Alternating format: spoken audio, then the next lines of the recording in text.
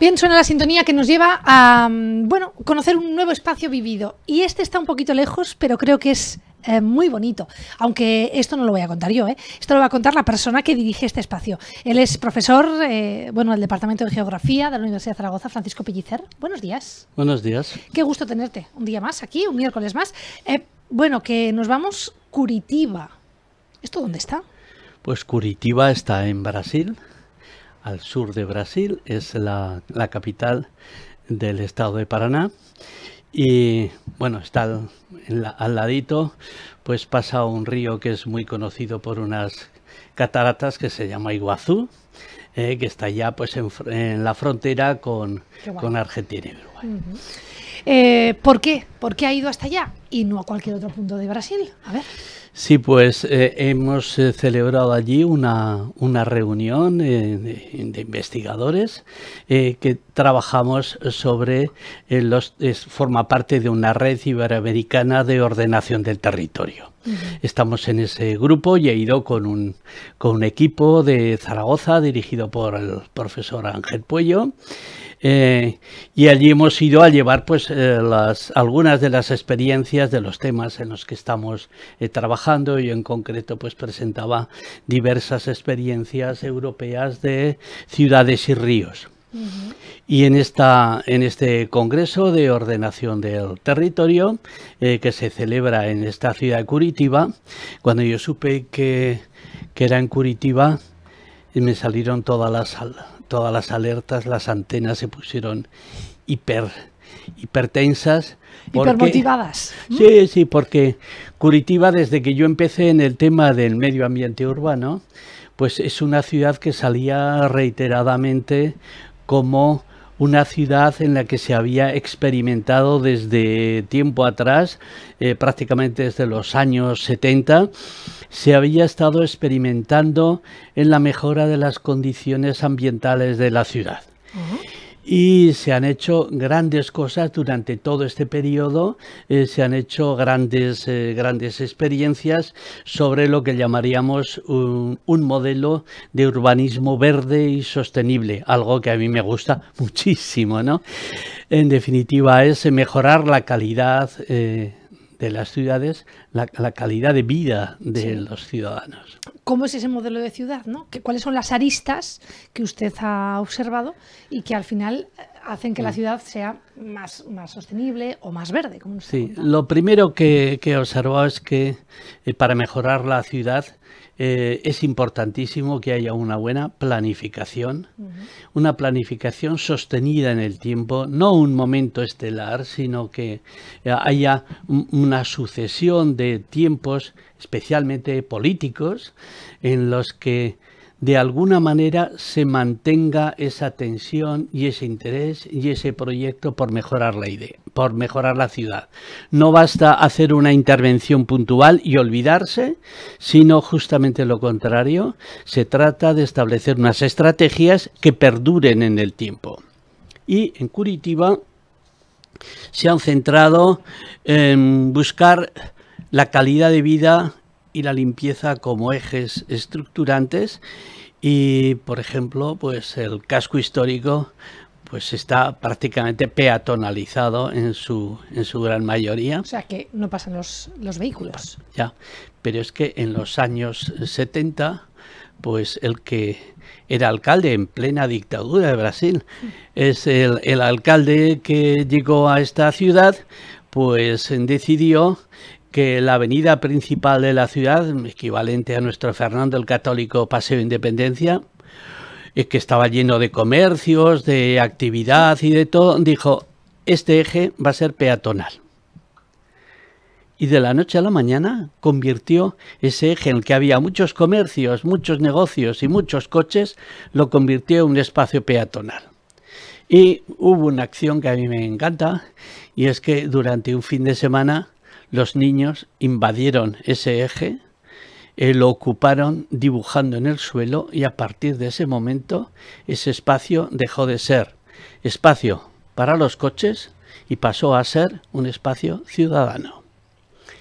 Evidentemente esto tenía que ir acompañado de otras medidas, como era pues el apoyo decidido, importante, de la red de transporte urbano, unas acciones muy decididas, dejando ejes principales al transporte público y eliminando el coche privado, y este vector de tráfico se convierte también en un eje transformador del urbanismo. Eso va acompañado de una red de parques maravillosos, hay 28 grandes parques en la ciudad, y sobre todo con una ciudadanía comprometida e integrada en la buena marcha de la ciudad y de la calidad de vida. Claro, esto estamos hablando de una ciudad que está a unos 900 metros de altitud, que tiene, actualmente está próxima a los 2 millones de habitantes, lo que es la ciudad, pero en su entorno metropolitano pues hay 3.700.000 censados. Y cuando digo censados es que hay otros que no están censados, pero hablaremos un poquito más tarde.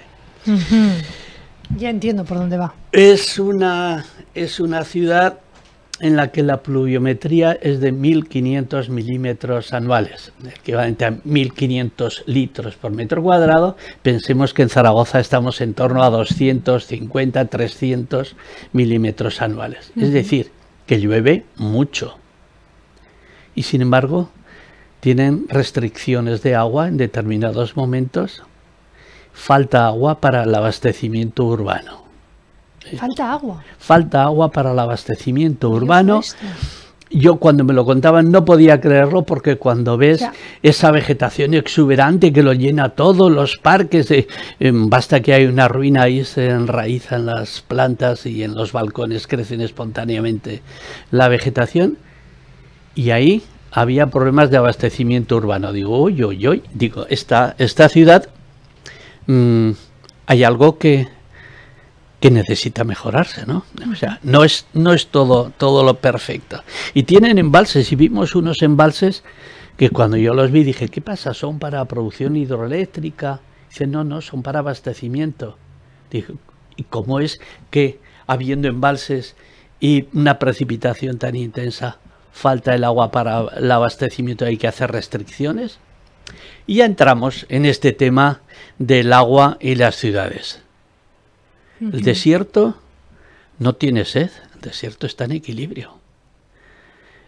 Muchas veces la sed, la demanda de agua es tan importante que las ciudades sí que tienen sed, no el desierto. Y Curitiba, con 1.500 milímetros, tiene sed. Bueno, ahí dejamos este tema. La población en esta ciudad y su entorno metropolitano, pues en torno al 70% son blancos. En buena medida inmigrantes polacos, ucranianos, alemanes, portugueses, españoles, japoneses. También hay un 20% aproximadamente mestizos, contrariamente a lo que suelen ser otros espacios, otras ciudades brasileñas. El porcentaje de población negra es muy bajo, está en torno al 2%. Ya nos está situando en que hay una sociedad compuesta de una manera diferente también. Ese es otro de los aspectos que inicialmente pues ya llama también la atención.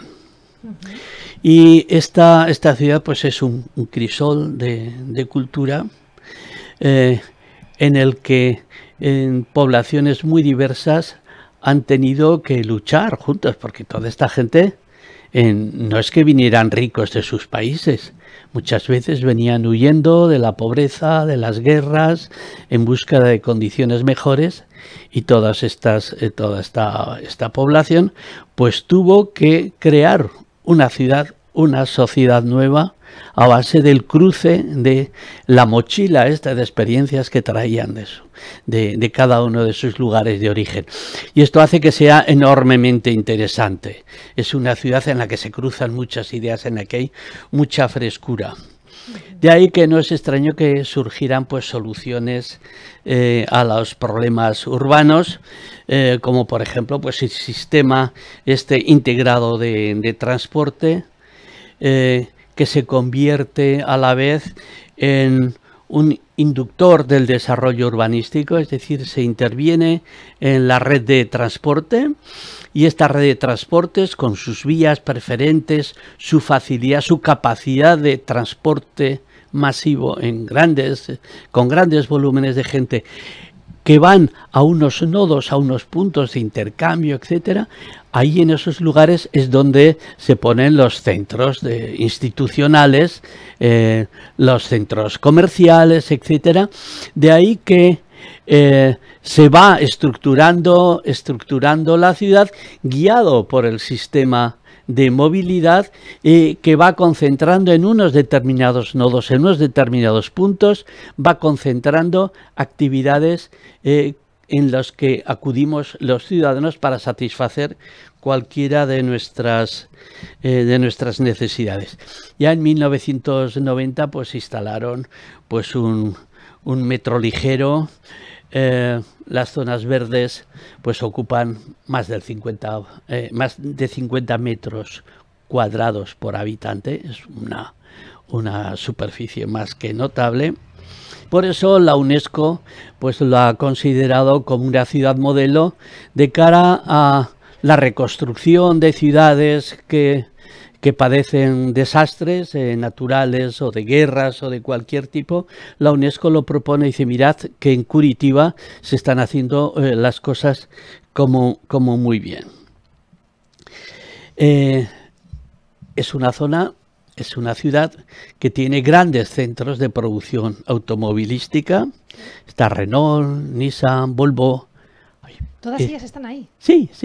Imaginemos aquí pues nuestra General Motors antigua, ¿no? Pues imaginemos 5 o 6 factorías automovilísticas en la ciudad. Esto al principio estaban en el centro, pero ahora están en la periferia, de tal manera que en los centros se ha liberado suelo para operaciones urbanísticas muy interesantes, y estos centros de producción, centros industriales, están en la periferia, pero claro, obligan a una serie de movimientos pendulares de cada día para el desplazamiento. De ahí que sea tan importante la red de transporte y el sistema de movilidad. También hay favelas, pero no se ven. Es la otra parte, claro. O sea, fíjese, nos ha hablado del transporte, de los parques, de cómo está urbanísticamente instalado. También hay favelas, pero no se ven, dice. En estas vías de... Vamos, que va una persona a Curitiba y no ve las favelas. No se ven, no. Hay que ir a buscarlas. Están... Entonces, este dato es importante. Están camufladas. Cuando te enseñan los magníficos mapas y los estudios de la planificación, hay unas zonas verdes todo alrededor, que yo ingenuamente pregunté, ¿y estas zonas verdes que son bosques? Tal? Entonces, bueno, son espacios en recuperación.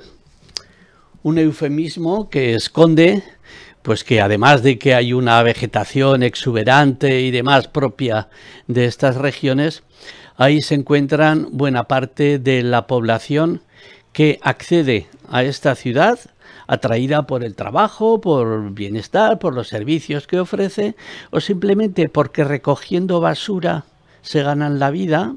El sistema de reciclaje es interesantísimo, esto de la economía circular. Esto hay porque hay una serie de personas que se dedican de manera informal pero sistemática a recoger los residuos y a reciclarlos. Y ahí hace que la ciudad recicle el 70% de sus residuos, lo recicla. En buena parte sostenido por estos pobres que están recogiendo de los basureros, de las papeleras, de los sitios, todos estos materiales. Es muy interesante el sistema de transporte, que tiene unas plataformas exclusivas que son muy rápidas, son unos autobuses articulados con unas estaciones para que guardan, retienen a la gente, es decir, hay una especie de, a los lados de la calle, las paradas del autobús son una especie de grandes tubos en los que entras y ahí vas con el ticket, te registras y demás, y llega el autobús y ya entras en el mismo nivel, es comodísimo, entras y ya está. Es decir, esto que entramos nosotros, que hacemos fila, que estamos esperando, que se nos ha olvidado la tarjeta, que espera un momento que busco, ahí está todo listo y pasan muy rápidamente y a pie llano. Entonces esto hace que tenga una capacidad de transporte muy grande, que sea cómodo, que sea, al ser carriles exclusivos, son muy eficientes, todo eso funciona muy bien, llegan a sus nodos en los que se intercambian con otros sistemas de transporte complementarios, donde están las administraciones, donde están los mercados, donde está la actividad, todo eso funciona de maravilla. Y entonces empiezas a ver que a los lados de estas grandes avenidas pues hay unos edificios de 30, de 40 plantas, magníficos, toda una red de rascacielos que acompañan a estas vías principales. Hay una primera fachada que son rascacielos, que por supuesto tienen azoteas verdes y balcones verdes, y proporcional a la altura es el espacio horizontal que tienen dedicado pues a zonas verdes, jardines, bosquecillos, piscinas. Maravilloso. Y dices, qué bien, sistema de transporte público y grandes edificios donde vive la gente. Y entonces te encuentras que hay unos muros de 5 metros de altura de hormigón, con concertinas en la parte superior y muchos con alambre electrificado. Y entonces se te caen los calzones. Dices, ostras, aquí algo pasa. Yo cuando a mis estudiantes les digo, donde veáis vallas hay problemas. Digo, para detectar en el territorio cuando veáis muros, vallas, concertinas, algo no funciona. Entonces, para mí la gran decepción de Curitiba ha sido el encontrar estas vallas enormes en las que dentro viven los ricos, muy ricos, y los más ricos todavía tienen facendas por ahí, que viven completamente aislados. Yo decía, si yo viviera en esta casa y se me olvida la sal, ¿qué tengo que hacer?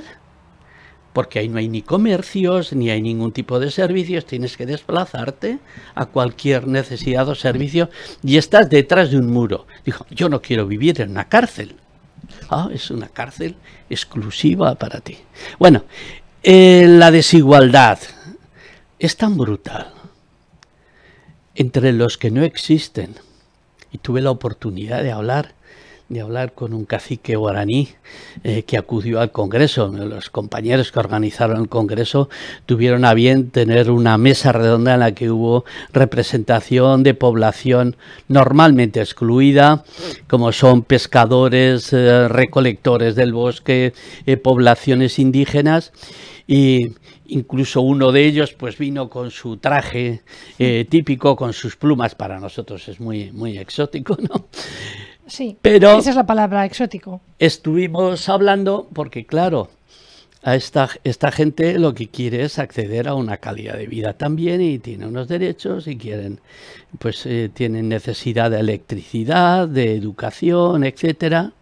Yo le pregunté a este hombre, era un chico joven, decía, mi abuelo era el cacique, yo ahora, mi abuelo me ha pasado los poderes, soy el jefe de mi comunidad.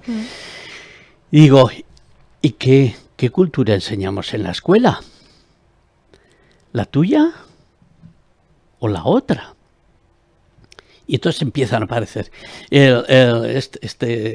Este jefe guaraní, encantador, muy amable, me cogió así de los hombros y me dio abrazo y me dijo, esto lo tenemos que hacer juntos.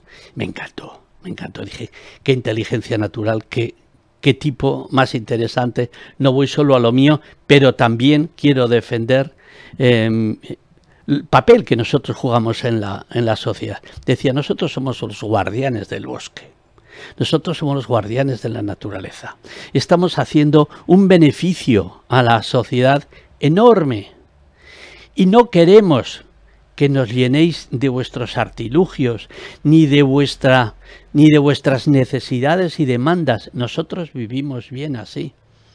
Dice, tenemos que hacer una especie de mestizaje cultural en la que todos aprendamos de todos. Y eso la verdad es que me encantó. Agradeció mucho que se hubiera invitado a estas poblaciones. Normalmente no tienen acceso a estos congresos, a estos simposios, y pudimos tener una relación pues muy interesante. Y uno de los días pues nos llevaron con un autocar pues a conocer la ciudad y demás, y hubo algunas cosas que me chocaron. Lo primero es, dije, ¿por qué no vamos a ver la última casa construida en Curitiba, la más alejada? Y nos llevaron a ver urbanizaciones que se estaban haciendo muy modestas, de casitas pequeñitas, en la que teníamos una losa de hormigón, unos muros de 8 centímetros de ladrillo, de 2 agujeritos, y una chapa arriba y muy pintadita, y parecía aquello pues más o menos decente. Yo dije, ¿aquí viven los pobres? Y dice, no, dice, aquí viven los que tienen dinero para comprar suelo. Pero esto está a 2 horas del centro de la ciudad. Necesita unos desplazamientos, necesita centros sanitarios, centros educativos, y en esas están. Ahí está. La ciudad está creciendo. La conocida, la que está en la zona verde, esa no existe. Y cuando yo veo, qué gran reflexión la que nos dejó. Cuando yo veo estos muros, cuando yo veo estas diferencias, estos contrastes, digo, estaremos sacralizando con la planificación la enorme desigualdad de estos sitios. Y ahí me quedo con la pregunta y con la inquietud. Y mientras tanto, hay una cosa que me da pavor, no lo he contado hasta ahora: las iglesias. Cientos de iglesias, que son una especie, buena parte son chiringuitos, con un soporte religioso, que están apoyando pues a las fuerzas más conservadoras de estos países, y que están manteniendo el status quo. Y ver las grandes iglesias que hay allí y el comportamiento de las personas que se mueven en ese entorno también me ha dado un gran repelús, me ha preocupado mucho.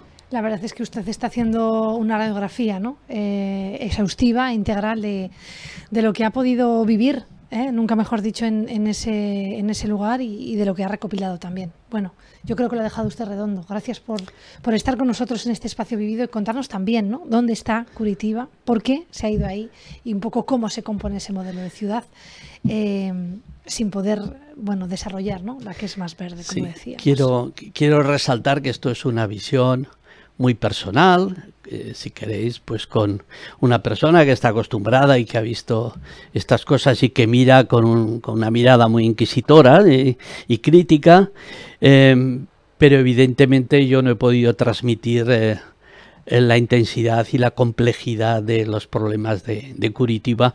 He dado 4 pinceladas así muy impresionistas, 4 toques, pero no estoy hablando como ciencia, sino que estoy hablando como Paco Pellicer, que experimenta en una ciudad.